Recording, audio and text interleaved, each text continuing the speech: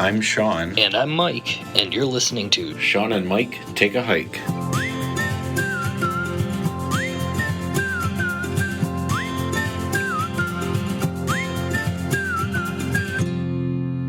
Welcome to another episode of Shawn and Mike Take a Hike.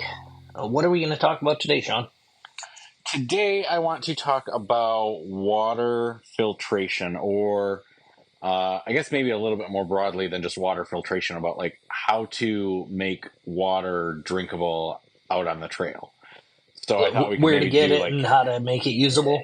Yeah, exactly. Where to get it, how to filter it if you're going to filter it, or how to treat it if you're going to treat it, but how to make it usable or consumable for any of the water that you can find out there in nature that you need to be able to drink, basically.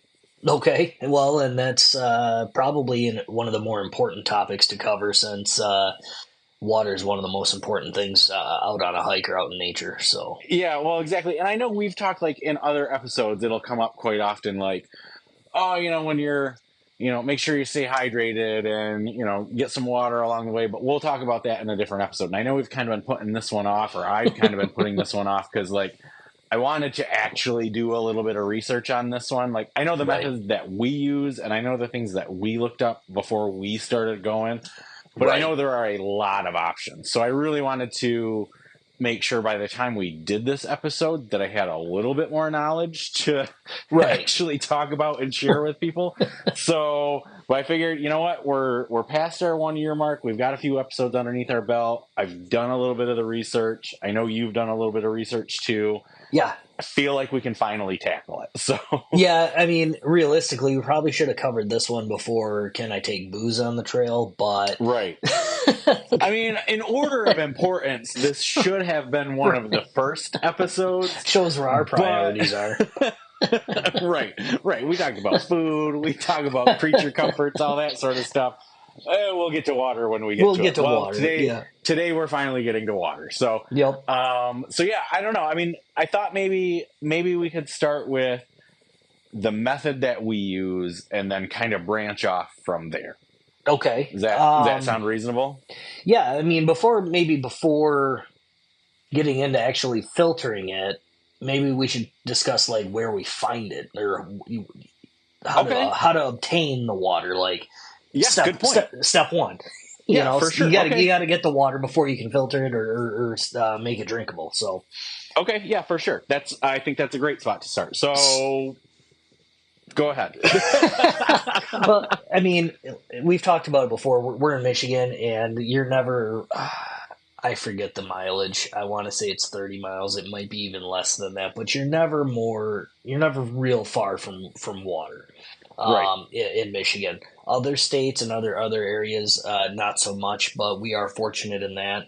So we haven't really come across an instance where it was difficult to find water. This last trip that we were just on, we had a lake that we planned to set up camp by. We set up camp there. Turns out it was like a 200-foot, almost straight down decline through brush and trees and crap to get to the lake. So we were able to look on the map, and there was a road about a quarter mile up that had a bridge crossing for the Little Two-Hearted River, and I was able to get water out of that. So, which running water better than a lake, so perfect. I mean, in all fairness, or to our credit, we probably could have figured out a way to get to the lake. It just wound up that the river was easier. The river was a lot easier, and that campsite was farther to get to than we had anticipated. Right. We were it's like, okay, go with the path of least resistance at this point because we're tired and I don't really want to go trekking through cliffs and brush and all that sort of stuff. It's like, okay, well, we could make it down to this lake and do what we thought we were going to do. Or the easier option is right around the corner. Here's this river you can get down to. Here is this river.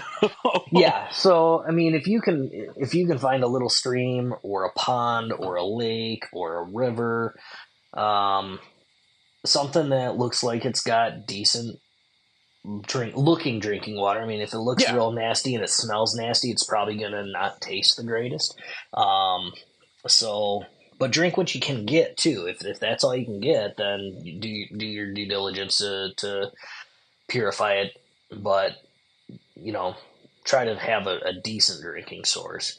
We've I mean, also because go the whole ahead. thing, right? Like at the end of the day, I mean, taste is one thing for sure, and I'm Mhm. not disagreeing with that.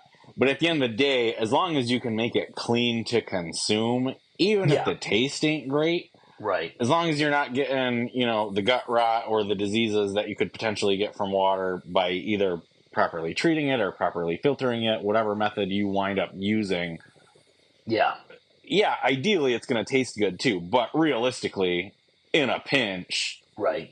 you know, Yeah. So we've been very fortunate, like you said, and I believe most people that are listening are in Michigan as well. So we've got a pretty easy time getting water. One of the campsites we stayed at was at a federal campground that actually had a well pump. yeah, Um, which was so super nice and handy. Didn't plan for that, but that was a welcome So addition to the didn't trip. have to go get in the lake and get water out that way. Probably didn't even need to filter it. It's just that happens to be our setup for the bag, so it went through the filter anyway. Yep. But that was super nice to have that. So that's another option too. Sometimes some of the campgrounds you have will have some sort of a water source for you as well. So if you're fortunate enough to stay at one of those, usually a lot more people at those because it's designated camp spots, and it's usually, I think this one had like 22 or 25 campsites. Yeah. So, and there was other people there, so we weren't really out in wilderness, but we weren't in the city either. We were on the trail. I mean, literally, our campsite was on the trail. But yeah, so that's typically how we find the water, and I mean, that's But I how mean, that anybody kind of would goes back realistically to find it. But that's where we get it.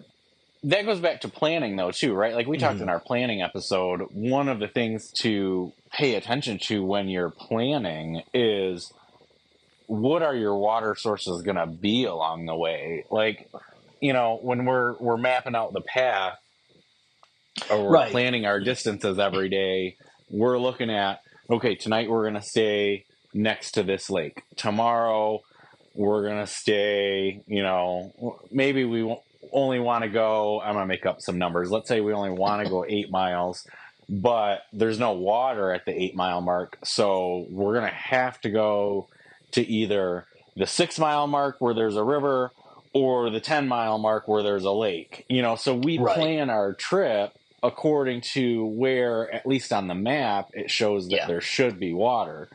Well, and then we look at it too, like, okay, if we stay at the 6 mile mark, then that makes the next day this far to get to the next water source or the next available campsite. Whereas if we go to the 10 mile mark, it makes the next day a little bit shorter. So you base it on how many miles you can handle.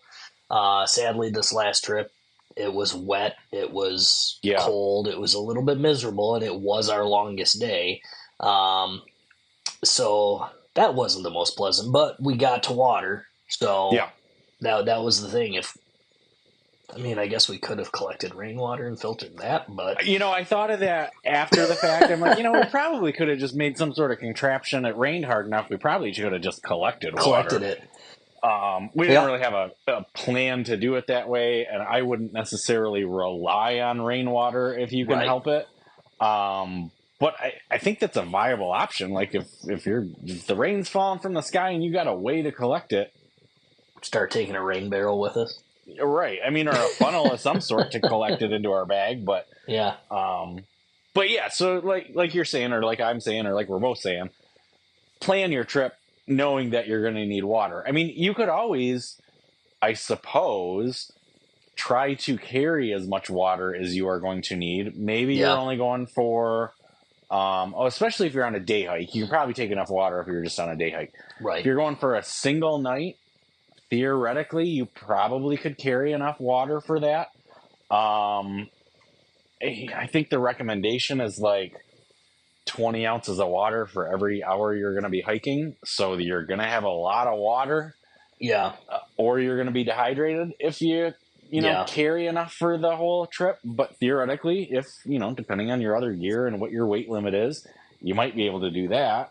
Yeah. And I guess with that method too, the longer you go and the more you drink, the lighter your gear gets. So, right. But I don't know. I like to have the the option of just getting the water, not necessarily the option, but just I like the choice that we made of getting the water where we can fit more into our packs as we need, and or we don't need as large of a pack, because I imagine we'd have to have an 85 liter or bigger to Yeah. carry enough water with us for a 4-day 3-night trip. So So we're talking about water sources. Do you want to maybe touch on like the hierarchy of water sources to like try to get? I mean, you said river, since it's moving, is maybe better than, yeah, the faster the moving water, the better, because it doesn't hold on to the bacteria. I think that's how that works, or it's running past the rock. I really don't understand how, because you can technically drink out of a spring. Fresh spring water is supposedly the cleanest water you can get. So, lake water, if it's got a current, better than, I mean, most lakes have a river flowing through them. So, I mean, or emptying into them. So, for the most part, they have some kind of movement. If it is a stagnant puddle or just something that collects from rainwater and it just sits there until it evaporates, that's not the greatest. I'm not saying it's not usable. It's just going to need more to treat it. More time on the boil, or more packets, or more tablets, things like that. So, and it might not, like, going back to the taste. It probably won't taste as good as something that's moving. yeah. But yeah, if it's got movement, I mean, hell, a waterfall, catching from a waterfall would probably be the cleanest thing you can get. But yeah, I mean, I'm not a scientist, I'm not a doctor or anything like that, but that's just all I've ever looked up and ever learned, is there's just that the faster the moving or water, the cleaner and fresher it is. Yeah. Okay. So So that's collection, or like trying to pick, like, where to get the water from. And then again, like we've said in other episodes, like if you're going for a long day, you're using a lot of water, no no shame in stopping along the way to refill your right, pack, or refill absolutely, your water bladder or water bottle or whatever you've got. Um, you know, you don't have to wait just until you get to camp. You can stop in the middle of the day and refill everything if you're going yeah, through a lot. But then, so let's get into maybe what some of the different treatment options are.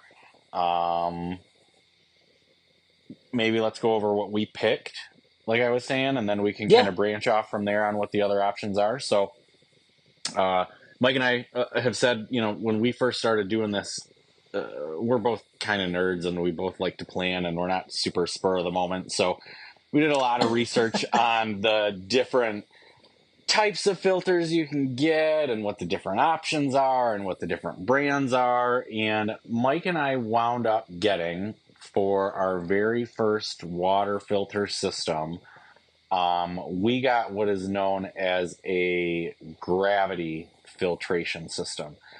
The brand that we got specifically was a Life Straw brand, although there are multiple different brands that make the same style, theoretic yeah, style. Thank you. That's yeah, probably the best way to call it. The same style of filter. So basically what it is it is a bag to collect water in.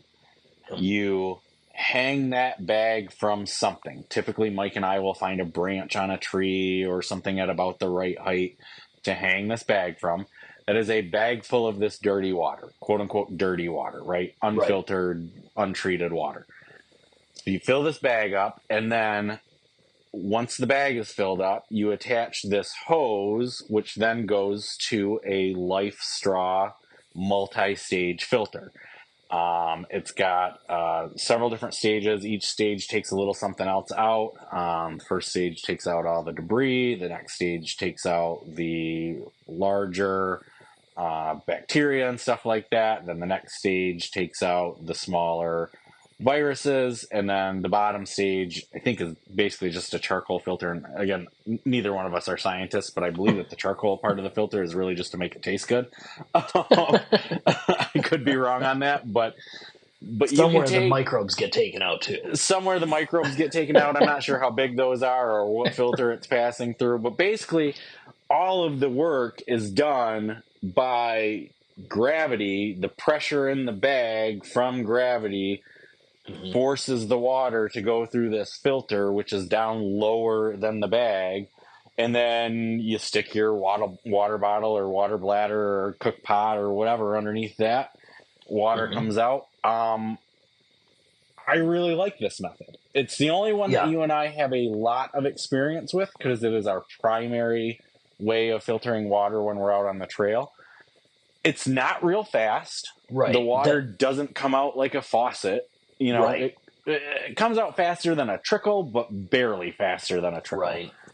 I mean, it takes a couple minutes to get your 11 ounces for your MREs or whatever. Sure. It takes a little bit. Or if you're filling up your 2-liter bladder for your pack for the day, it's going to take a minute. So, I mean, grab your chair, grab something, or we've been fortunate enough to figure out how to rig a little set it and forget it system, and we set our water bottle. We always have that for at camp, so you don't have to rely on your bladder.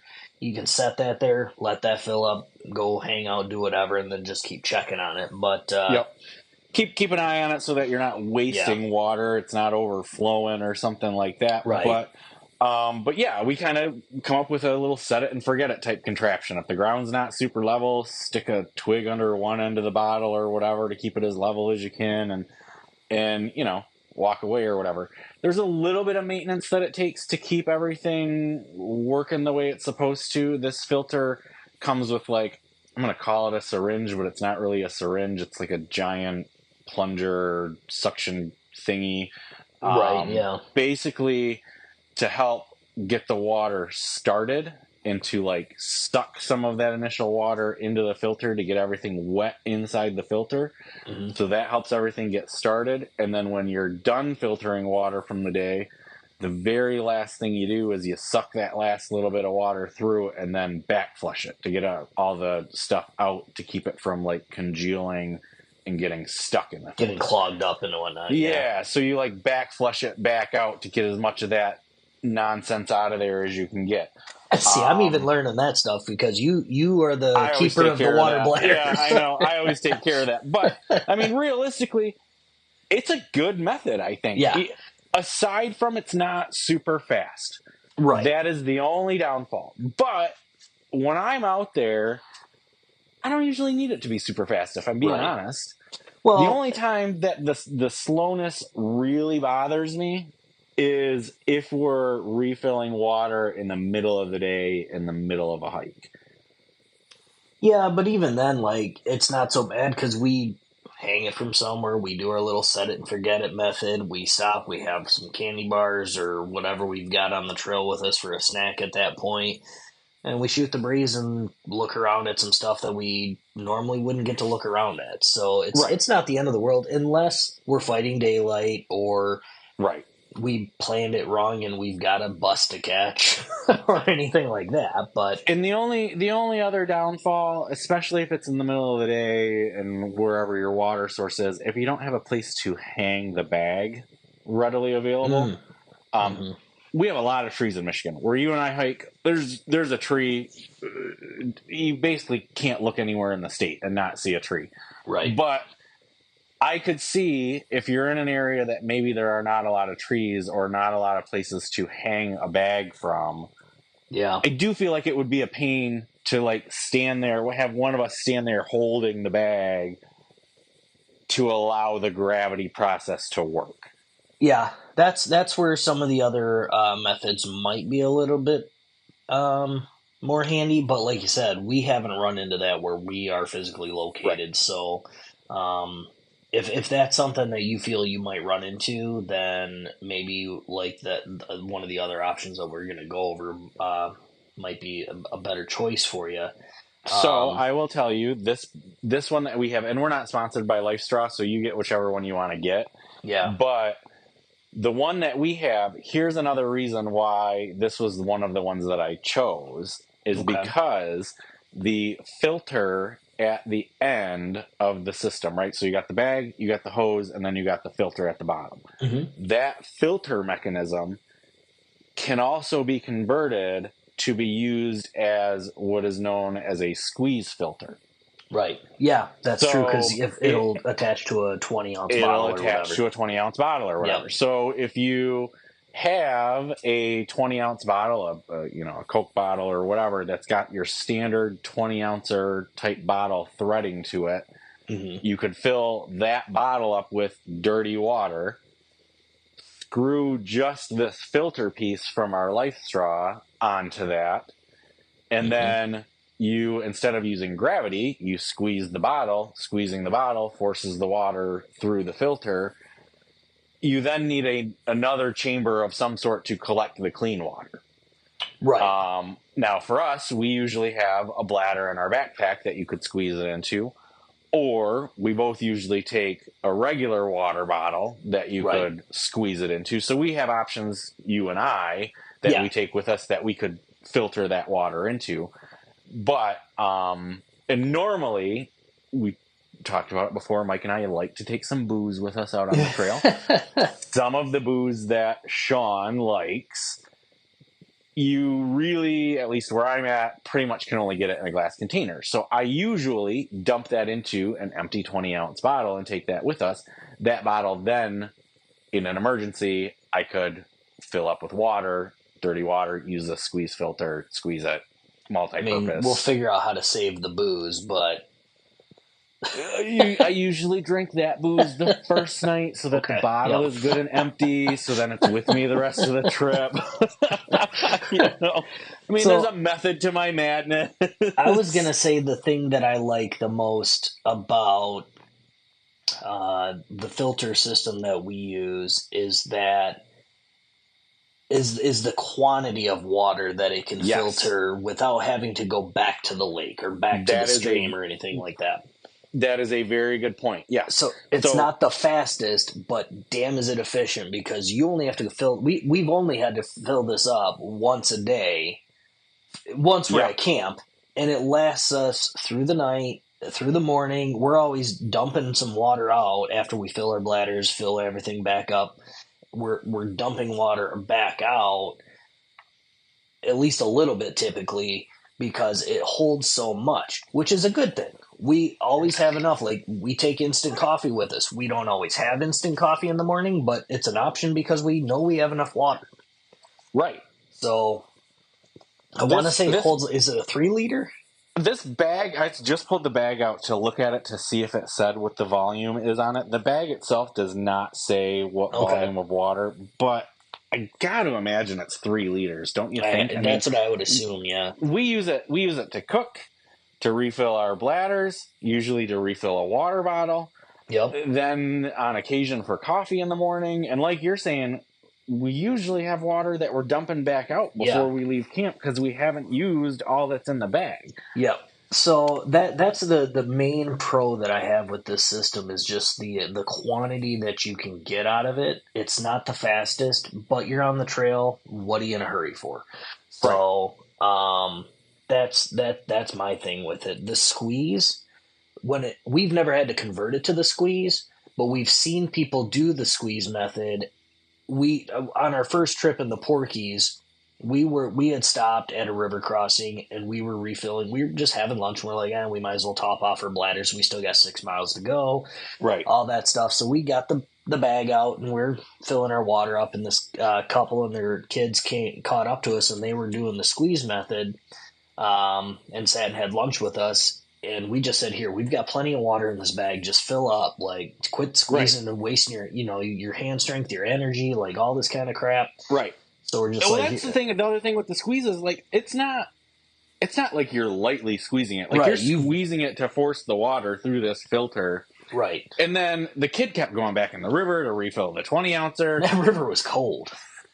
River was super cold, and then he's not getting to sit down and take a break, and so like you were saying, we wound up letting them, because we didn't need that much water. Turns out we probably could have not refilled, but we didn't know any better at the time. Well, right.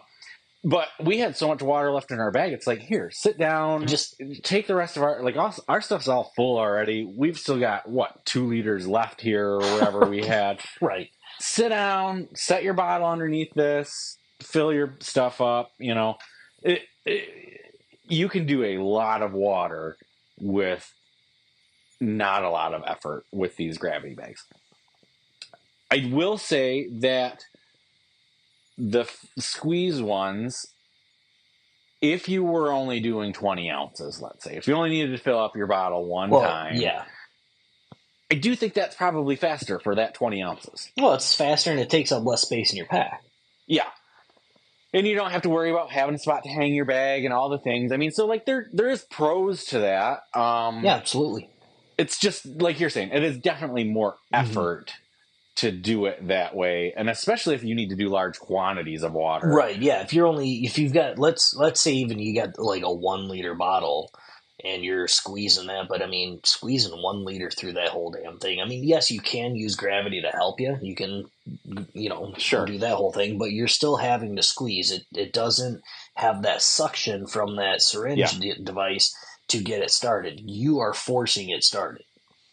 and I will say, even with the gravity bag, I talk about it not really being very fast. Like the less water, like as you filter more of the water out of the bag, the slower the trickle gets. So like when you've got 3 liters in the bag, the stream coming out at the other end is faster than it is when you've only got a half a liter left in the bag. Yeah, there's something with that equation of gravity and mass and all that stuff. I mean, I'm sure, if you believe in gravity and all that sort of stuff, I'm sure there's something to do with the amount of pressure, right.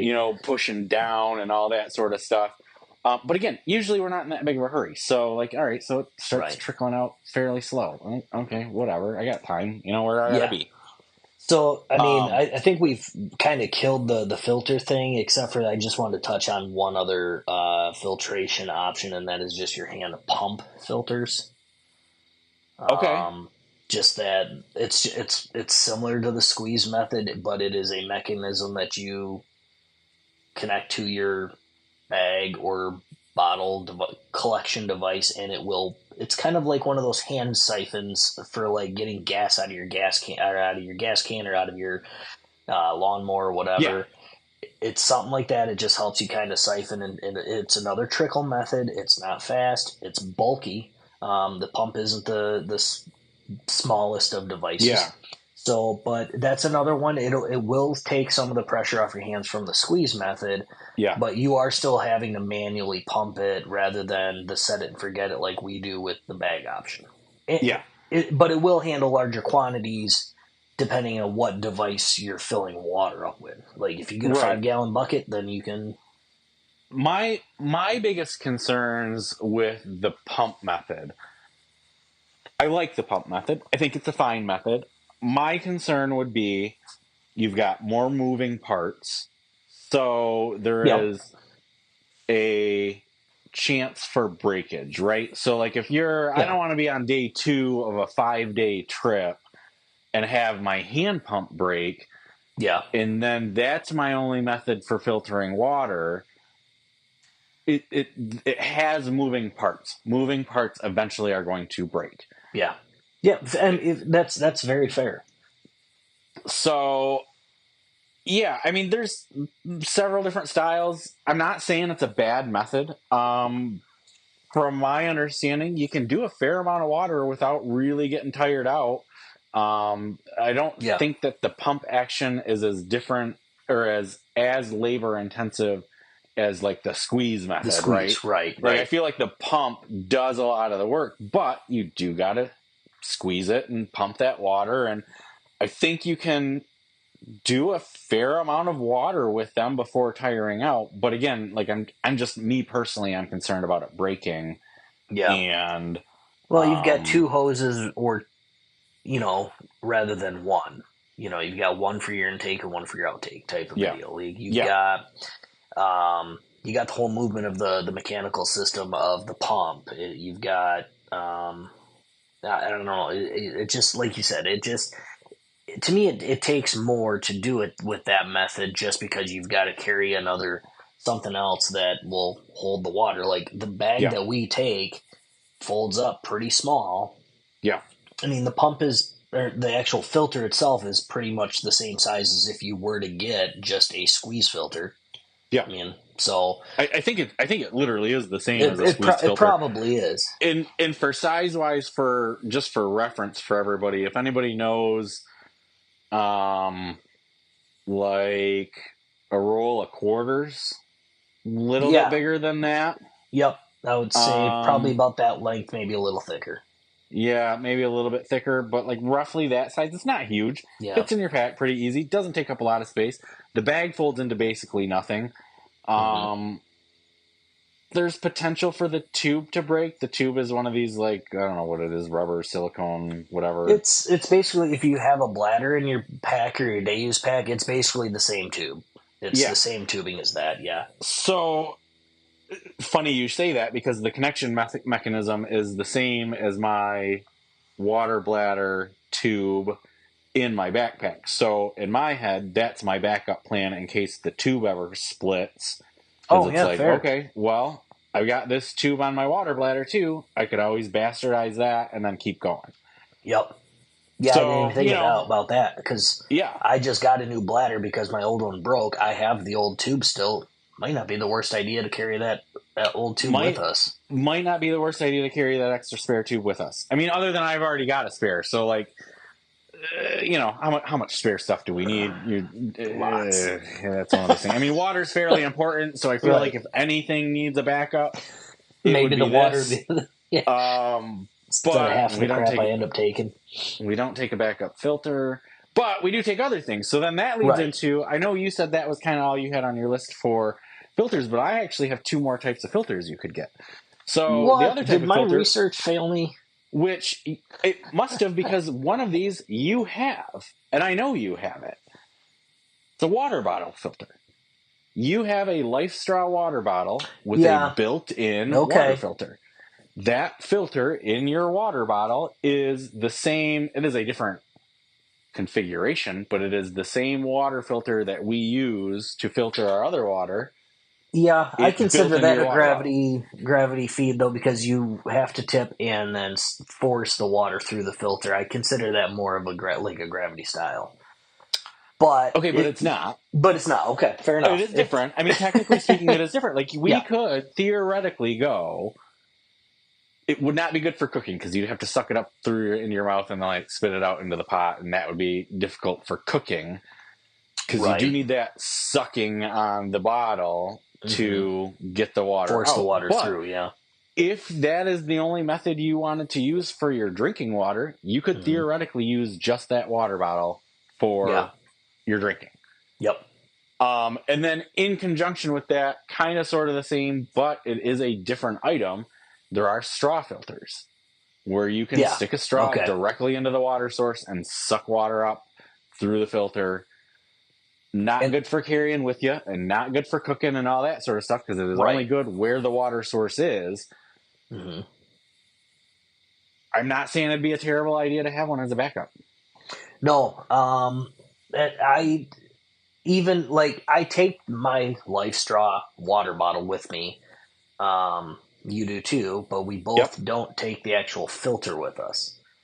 I don't take the actual filter, and this is nothing against Life Straw, so Life Straw lawyers, please don't come at me, but I could never get mine to work. Like, I couldn't get water to come up through it. So I don't know if the bottle that I got is defective. I don't know if I did something wrong to it. I don't know if I wonder if the filter somehow was defective, not the bottle. That's what I'm saying. Right. Yeah, okay. I don't know. Because you can get a replacement filter. For sure. And I still want to do that. I'm just kind of lazy sometimes and haven't gotten around to doing it. But I do want to do that, because I want that in my water bottle as a backup in case the other thing breaks. I'm not necessarily going to put it in my water bottle, because it does take up space. It takes up a good 4 or 6 ounces of space. So when you're at camp, and if you've already filtered water and you fill your water bottle up, you can have more readily just drinking and all that. I would definitely make sure to put it in my pack, like in a Ziploc baggie, keep it clean from everything else, and then if something were to happen and we needed that as the filter system, then we would have that option. Okay, that's fair. Yeah. So but I think it's good. But we have other backup methods too, which we'll get to. But we have other non-filter backup methods too. We do have other non-filter backup options, right? So then it's like, all right, how many backup options do you need? Mm-hmm. But again, water is fairly important. So if you're going to have backups, I feel like water is one of the better ones to Well, have backup plans for. but like you said, it's one of those things.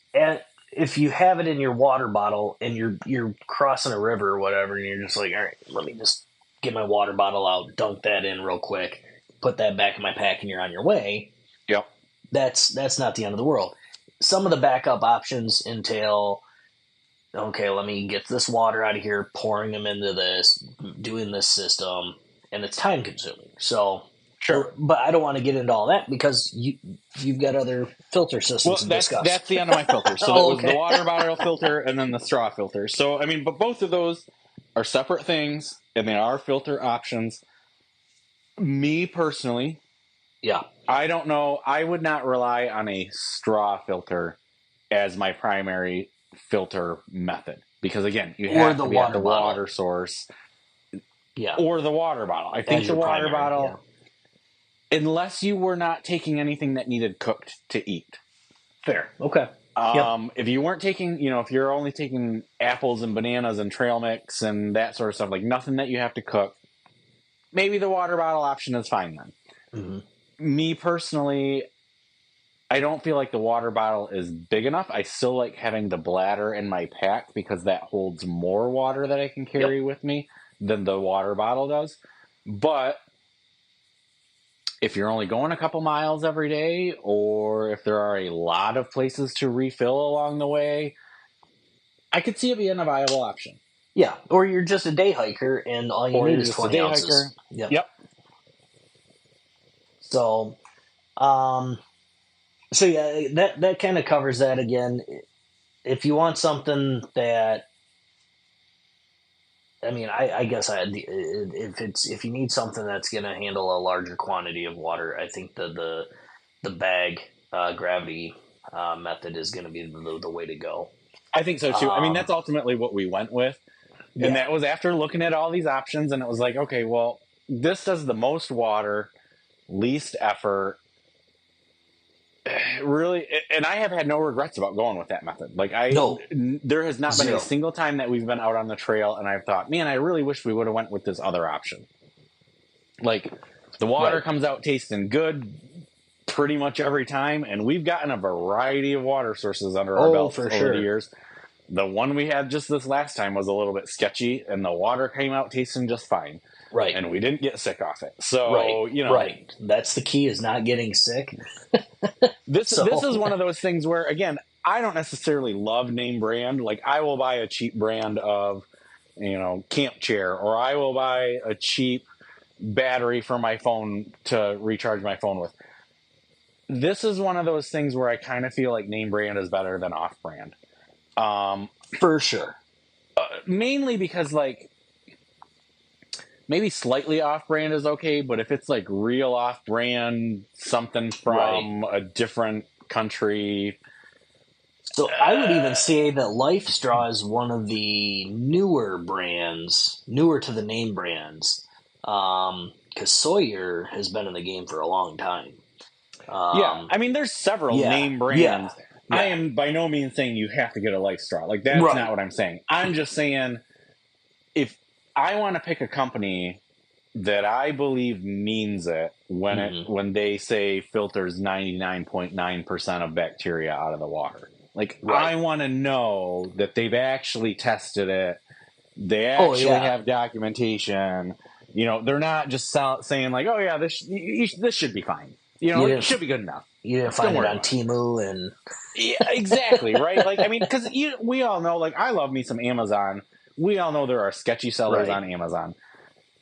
Get a name brand for this one. Right. I mean, for the few things that I have ever said get name brand for, I really feel like this is one of the ones, whatever brand that is. I'm not saying this brand versus this brand, but I'm saying get one that is reputable. I don't want anybody getting sick because they bought a cheap filter. Don't put your life in the hands of Wish or Temu or right, exactly. So, not sure I would buy one of these at a garage sale. You know what I mean? Like, it's I used this for 65 years. Yep. Anywho, But yeah, so I guess we've kind of beat filtration to Yep. death with that. Something that I've never done, something that I've always seen on shows. I've mentioned before, I love Naked and Afraid, and I love Alone, like those types of survival shows. Um, Boiling water, you see that done a lot. I've got thoughts about boiling water. Yeah, I kind If of you're have out on thoughts about that too. if you're out on the trail, we carry, I think, maybe at most a 20-ounce cook pot. I think So it's 24. somewhere around there, it's like a 3-cup cook pot. So you are limited to uh, cleaning, if you will, or purifying 3 cups of water at a time, and it's got to And then be, it's boiling hot. and that's boil. You got to get it to a boil for at least a minute. It's not just bring it to a boil just because that's the temperature it needs to be to pour it into your food to get your dehydrated food ready. It's got to boil for a minute, unless you're at higher elevations. I guess the research One that to I've three done is the is general guidelines that I have always read. Is yeah, 1 to 3 minutes. 3. At least one. I Yeah, think 3 is probably better, yep, especially at higher altitudes. yep. So okay, so you've got 3 cups. It's got to boil for 3 minutes, and then you've got to wait for it to cool down because you ain't drinking scalding hot water. You've got to find something else to put it in, so maybe you can get the next 3 cups going. It's just to me, it's just not an efficient method of gathering water on the trail. Now, if you're on one of these shows, or if you are sitting at camp and that's where you're staying and in survival mode, sure, boil water if you've got the means to do so. Okay, but But then, even on top of that, even on top of everything you've already said, there's still shit in the water.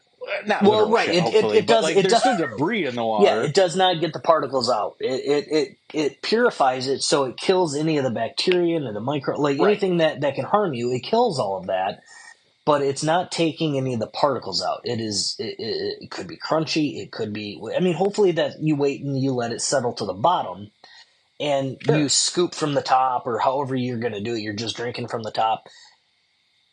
Maybe that's how it goes. But again, I just feel like you either have to carry a larger vessel so you can pour the water into, and maybe you take like bandana or some other kind of, I mean, cheesecloth, whatever Cheesecloth you want, yeah, right, whatever and you're.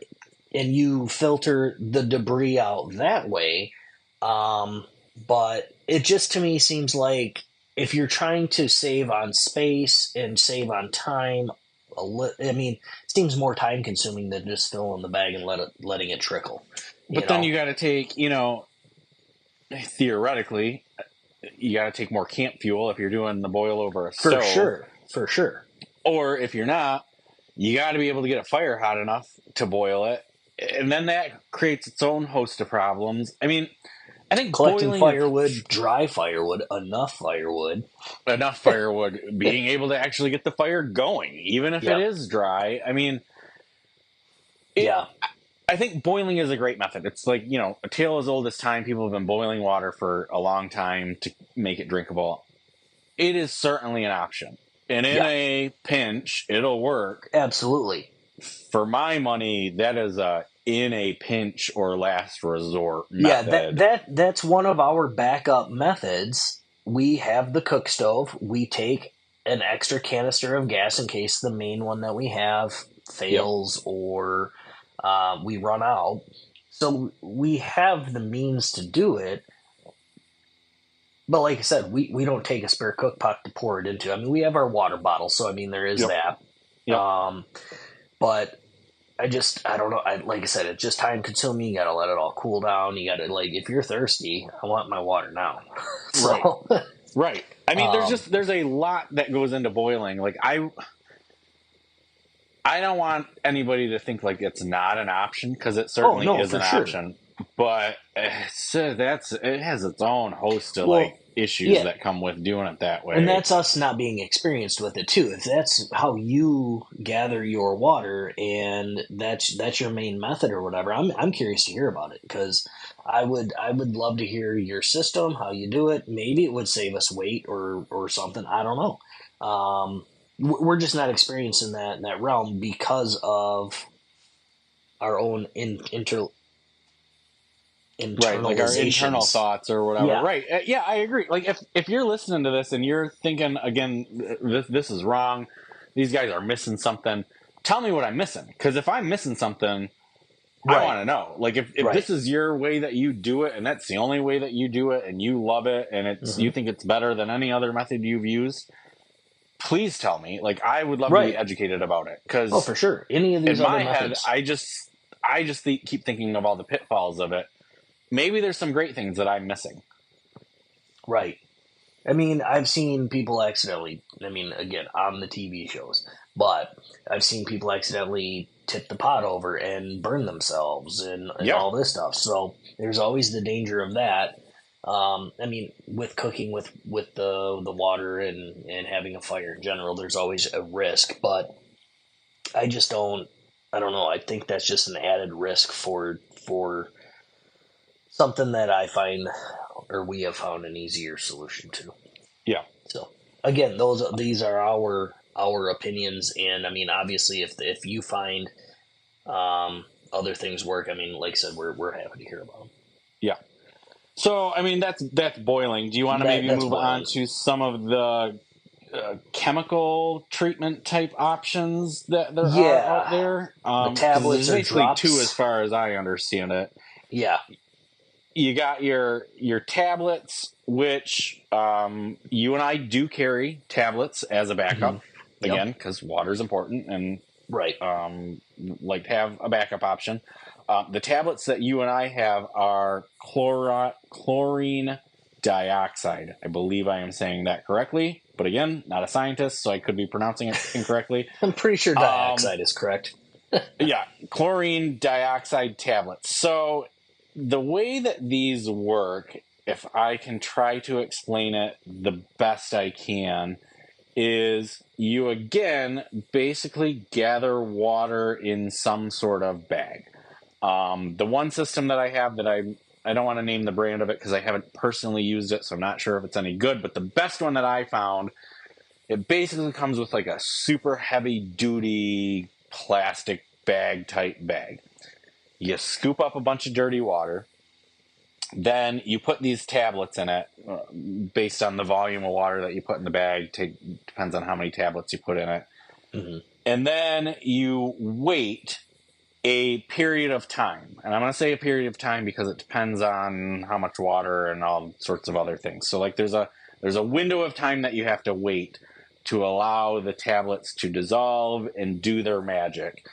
And then basically what they do is they somehow, not sure how, somehow based on science, separate the muck in the water from the clean water and kind of separate them. So all the junk goes to the bottom of this bag, and then all your quote-unquote clean, or at least clear water, goes to the top of the bag.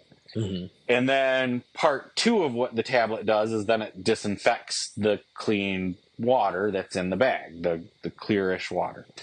And then it comes with like this clip thing, and you like clip the bag.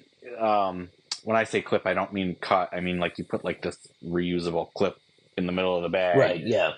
And then that like keeps your quote unquote clean water at the top from dumping out, and then you open the bottom of the bag and all the junk falls out of the bottom. And then you're left with just a bag of good, clean, drinkable water. Okay, so I didn't realize that because we've never used our backup system. We've been fortunate in that regard. We bought just the tablets. We did not buy the entire system. So we did just the tablets. Okay. You can buy just the tablets, or you can buy the entire bag, system, clip, everything like that. We bought just the tablets. I just realized that I have put my life in your hands with our drinking water situation. Yeah.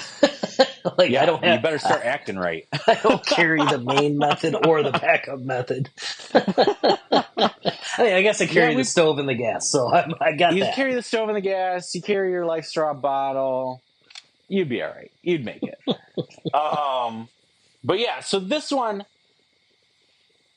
I feel like if I had come across this method first, before I had come across the gravity bag method, I maybe would have clicked buy on this method. Because it looks pretty good. Does a good amount of water. It seems to really clean it. You wind up with clean water at the end. My understanding is there is minimum taste from the tablets left over by the time you are done. Okay, from my research that I've been looking into this is that it leaves a chemical taste, but I do think it leaves. Okay, here's the thing with that. It probably depends. Did you use one tablet on 20 ounces, or could you have used that one tablet on a liter? Yep. And obviously, you're not breaking the tablet up or whatever. So it's probably, if you maximize your tablet to water ratio, yep, you're going to have less chemical taste. I agree. And here's what I've read, because I've read the same things that you've read. We have not actually put these tablets into practice in our life because they are our backup stuff, so we haven't actually had to need to use them yet. Follow-up episode. My understanding is the like that quote unquote chemical taste that people talk about, it's chlorine. Like, that ultimately is the chemical taste. Oh, pool water. Pool water. And I'm not saying my house tap water tastes like the cleanest water either. Like, I feel like my house tap water has once in a while, a taste to it. So, like, I hear what people are saying. I'm not saying that they're wrong. And if you are really sensitive to that taste, maybe, like, it really bugs you to taste that. I don't feel like, for me, that would be the worst thing if it tasted a little bit like chlorine. Well, and realistically, it's for a few days or for a small portion of your life. It's not like it's every day of your drinking water. I mean, it could be if you're doing the full North Country Trail or the full Appalachian Trail, start to finish. Sure. If you're out there for 6 months. Right. But I feel like you're doing a different filtration system. You're not stocking up on that many tablets. Sure. Yeah. For that that's long. A good point too. Yeah, that's a good point too. Like, because eventually the tablets are going to run out. You're right. Our filter is eventually going to run out, where we've filtered so much water that needs to be replaced. So, like, everything wears out. But, like, these tablets, like you're saying, you're going to have to carry enough to do enough water for your whole trip, right? Or to get you to the next town that has a resupply stock, or you can hang out long enough to get an Amazon shipment. So, and then the other thing that I've read, like, even with this chlorine taste or chemical taste or whatever word we want to use to describe this, like, taste to the water that you get, by and large, the general consensus is that taste is less potent than using the other method, which is iodine. Right. So, like, you could use iodine tablets or drops too. Like, that's a method that's been around for a long time, that people purify their water with iodine. Yeah. That, from my understanding, has a much stronger taste than the chlorine dioxide tablets. So the research that I did, the difference that I saw between the two was chlorine dioxide has a chemical taste, with air quotes. Okay. Iodine has an unpleasant taste. Like, right. they're not even going to describe the taste. It's just unpleasant. It is not good. Yeah. Well, and the other thing with iodine, like, as great as it might be for cleaning your water, back to your, like, long-term trips, right? Or like all that, like, from my understanding, you're not supposed to ingest that much iodine. Like, little amounts of iodine are fine to ingest. I don't think you're supposed to have a lot of iodine in your water consumption. And realistically, if it has an unpleasant taste, how much are you going to drink? Are you going to actually hydrate yourself if you have an unpleasant tasting water? Yeah, that's a good point too. And the other problem with iodine, from my understanding, again, not a scientist, haven't done my own independent fact-based research, but Not been peer iodine, reviewed. while it might get rid of your viruses and it might get rid of your bacteria, scientists seem to say, if you believe the internet, that it doesn't do so good at killing off the protozoa. Do I have any idea what protozoa is? Not one bit. I probably did in is. my 10th grade chemistry or biology class or whatever it was. I probably had an inkling of what a protozoa was. But From what my husband tells me, Giardia is a protozoa. Do I know what Giardia is necessarily? No, but from my understanding, it gives you the shits. So that's something I don't want when I'm out on the trail. Right. So, I mean, iodine is cheap and fairly effective, but not the most effective, and makes your water taste bad. So, I feel like there's better other options. Well, and I guess if you don't know if you have an iodine allergy, I would definitely test that method beforehand too, so you don't get out in the woods and then all of a sudden you find out you can't drink water because that's your only filtration. Didn't even know that system. was a thing. Yep. Yeah, you can have an iodine allergy. So okay. Yeah. So there's another problem. I mean, iodine is cheap. That's the biggest selling point, right? It's it's a cheap method to do it. Been around Some of these for other ages. Been around for ages. Our water filter, our primary gravity bag, it wasn't cheap. I'll be honest. No, it was not cheap. Nope. It was in our budget, but it might not be in everybody's budget. Some of these options are fairly costly, and we've talked about before. Yeah. Some of our gear we cheaped out on. Some of it we did not. The water filter was one of the things we did not cheap out on. Right. Whatever listener, whatever your financial situation is, no judgment. Get the method that works for you and works for your budget to get the water as clean as you can get it for what works for you. I will say the tablets that we bought, the chlorine dioxide tablets, were not that much more expensive than the iodine and seem to be better than the iodine in multiple categories. So even if you can't maybe afford an entire gravity bag system or any of those other options, maybe at least look into the chlorine dioxide ones. If you don't have any, I guess maybe theoretically you could have an allergy to some of that sort of stuff or a sensitivity to it at least. So, do what works for you, but maybe if you can, try to go with one of the other options other than iodine. Right. If iodine's what you got, use your iodine. Yeah, for sure. And if you prefer the taste of iodine and that's your go-to method, I mean, we'd love to hear that too. I mean, it's we don't want to yuck anybody's yum. Whatever you prefer, go for it too. So the last option from my research that I didn't even know existed, which I guess maybe I knew it existed, I just knew it existed for other things, was a UV light purifier.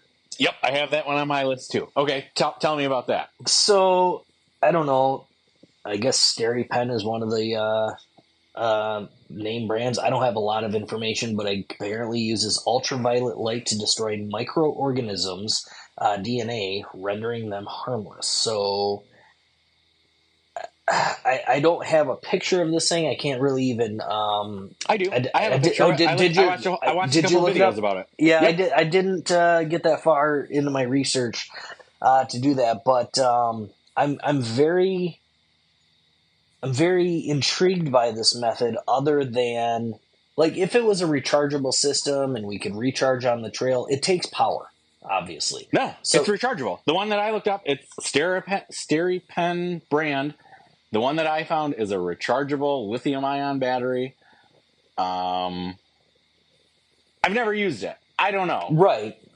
So, but it basically looks like the one that I found.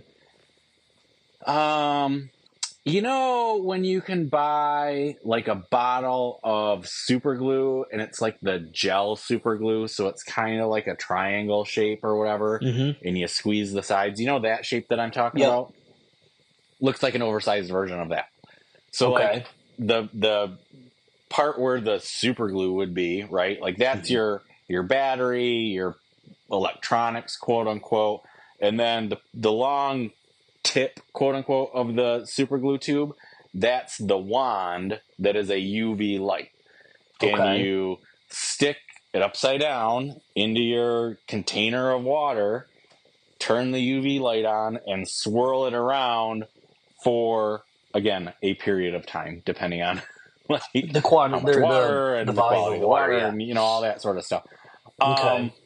Seemed pretty cool. I'll be honest with you. Like, if it works, and If it they say that works, it works. okay, so here is my concern with it. For one, it's rechargeable.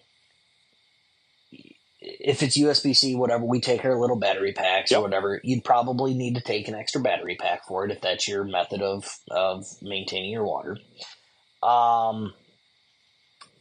I don't think it's going to be great for volumes of water, like, because then you have to carry something that you can get a good amount of water in to swirl around. I don't know. I still like our gravity feed system.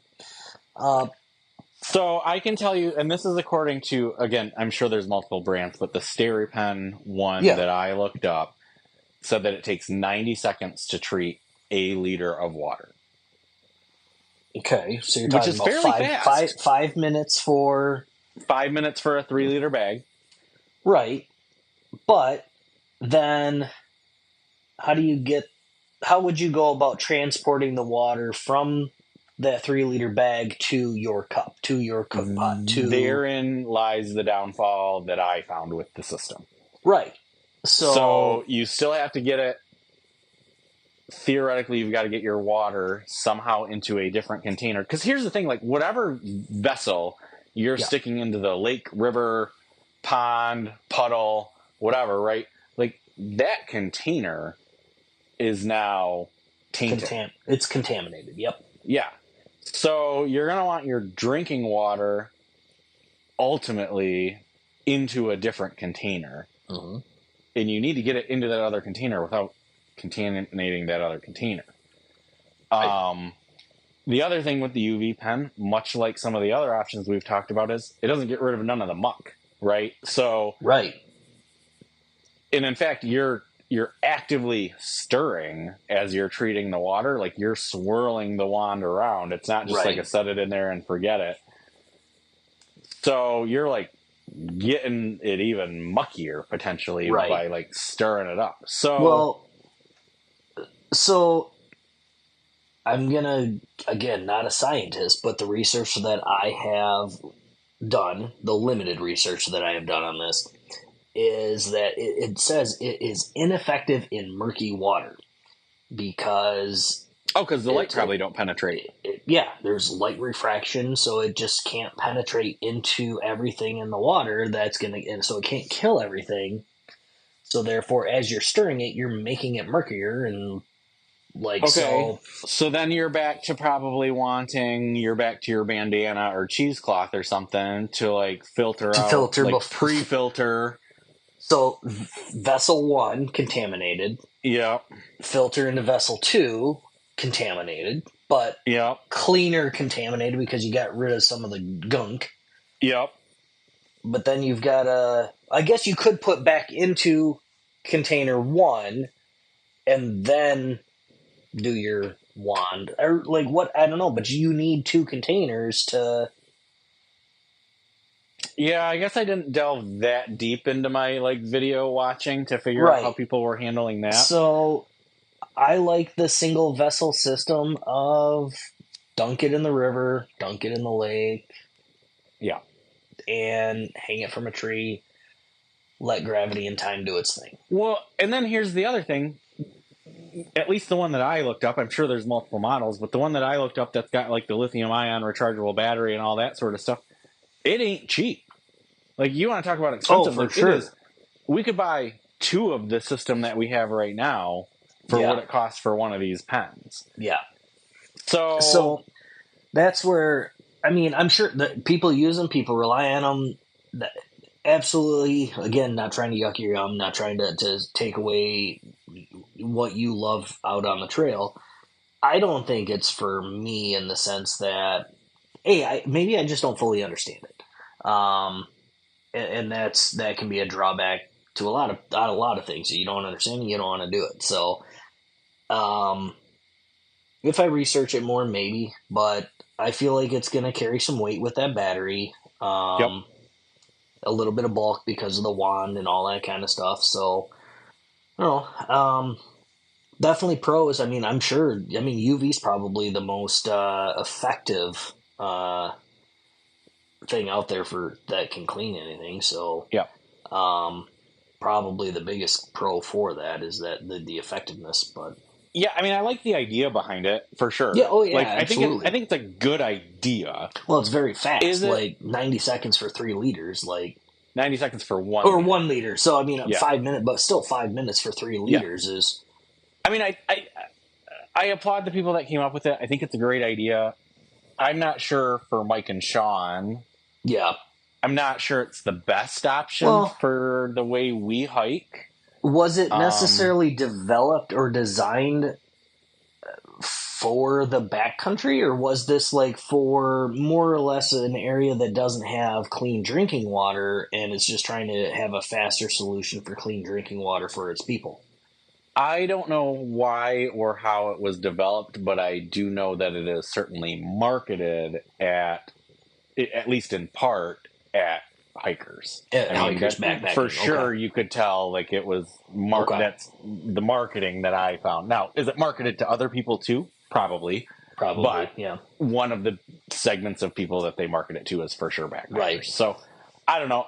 Again, fine method. Not saying there's anything wrong with it. From the way that they talk, it kills everything you need it to kill. All the things, yeah.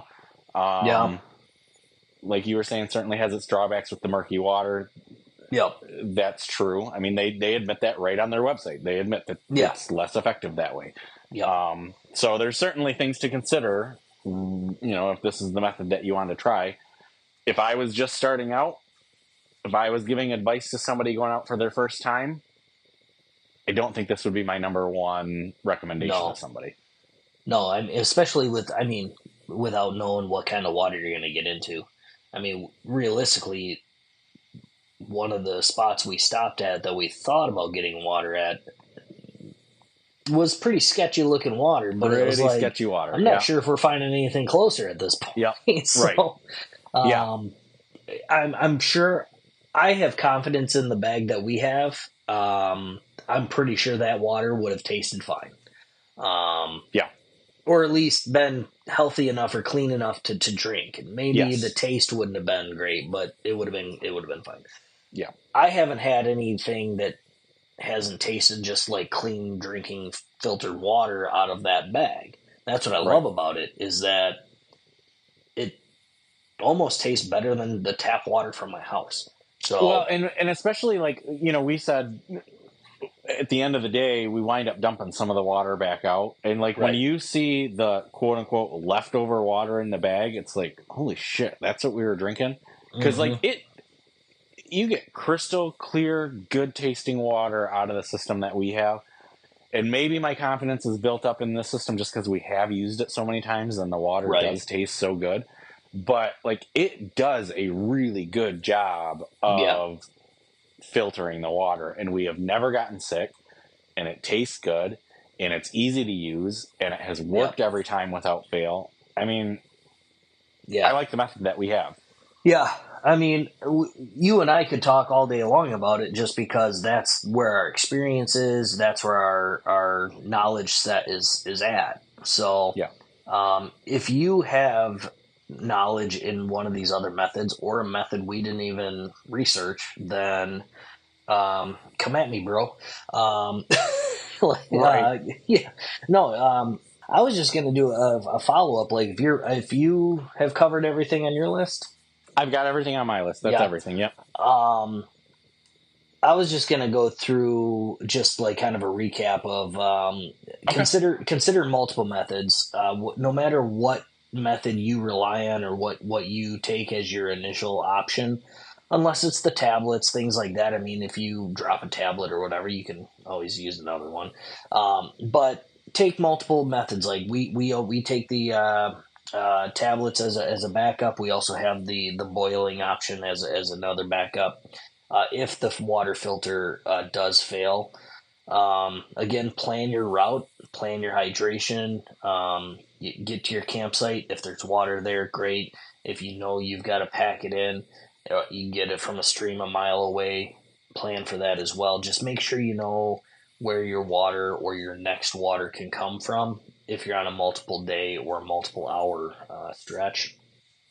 And if you can, get it from something that's moving. If not, I'm sure your stuff, the water, I mean, most of these options are going to kill 99.99% of the stuff that's in this water anyway. It's just a lot more effective and works a lot less hard, I guess, if that's the right way to phrase that, if you get it from a cleaner source. Your filter will last longer if you get it from a cleaner source, all that kind of stuff. So try doing that, and then just make sure you're staying hydrated. That's the number one point of this whole thing. And I guess the only other thing, if I could just add on to exactly what you're saying, is whatever method you decide to go with, if there is any sort of maintenance required with that method, pay attention to that maintenance. Like I talked briefly about the need for us to back flush our filter out to get the particles out of it and that sort of stuff. Store it in a cool, dry place, all those sort of things to keep the filter healthy and functioning properly. I would just say whatever method you choose, make sure to keep up on the recommended maintenance of that method so that it's ready to go the next time you need it and it is effective the next time you need it. Yeah, absolutely.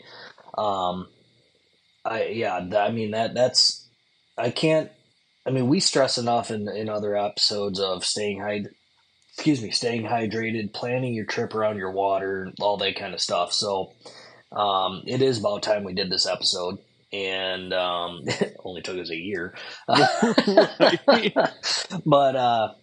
yeah, it's one of the most important things you can do for your trip is planning around your water. So yeah.